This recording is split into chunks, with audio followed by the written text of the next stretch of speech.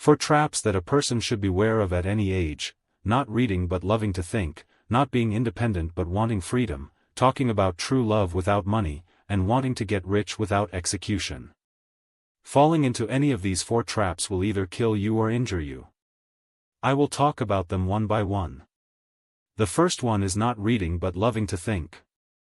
Thinking is a good habit, but it is very dangerous for anyone to overexplore the spiritual world.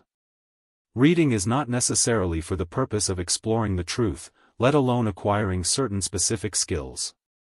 Books, especially the classics handed down from generation to generation, record and pass down the perspectives and views of different people in different eras. The meaning of reading is to make you realize that any of your ideas have been thought of by others before, and any of your experiences have been encountered by others before. You are not alone.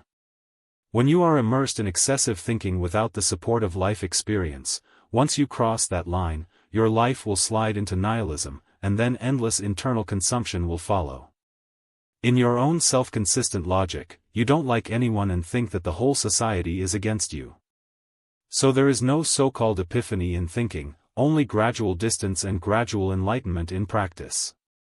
Not independent, but still want freedom.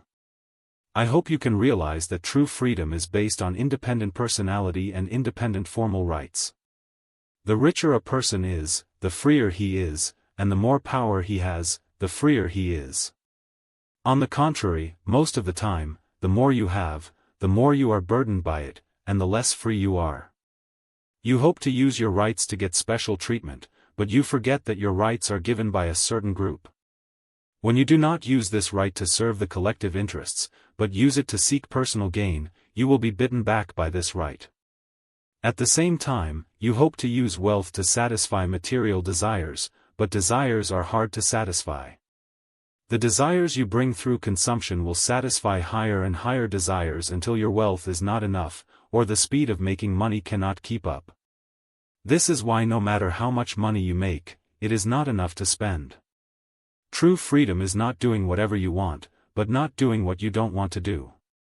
So the premise of freedom is determination, your ability and qualifications to refuse. Therefore, money and power are not the prerequisites for freedom, because the mental strength gained from sufficient independence is the top of the strong.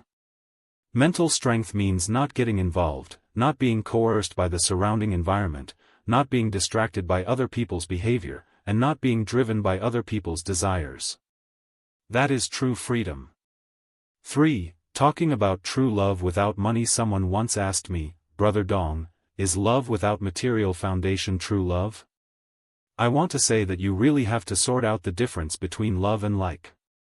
Like is to pick up, love needs to put down. Like is to want to have, love can protect, like can indulge, but love must be restrained. Like only talks about feelings, but love must take responsibility. All of the above point to one inevitability, that is, love can never be separated from the material foundation. Because in this realistic society, most love has a premise, and all responsibilities have a price. Economy is definitely not a premise for love, but it must be a condition for maintaining love. Therefore, don't express love recklessly at every turn. Light love is not worth mentioning. Real love is heavy and requires your thick shoulders to bear it. For lack of execution and want to get rich, the world has never lacked smart people, let alone thinkers with insights. But take a look, who are the wealthy people around you who have really made a fortune and can continue to be rich? The first is the so-called smart people. They all look the same, they are humble, honest, not afraid of being cheated, but rarely get fooled. And a very important point is that they all have very strong execution ability, and they will start to do it when they think of it. In fact, there is no so-called perfect preparation. They know that thinking is all problems, and doing is the answer.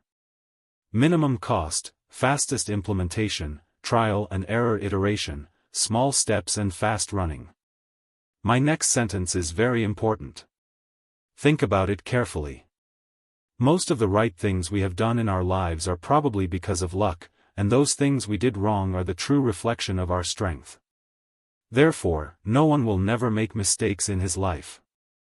Those who seem to have done a lot of things right must have made many more mistakes behind the scenes than we see right.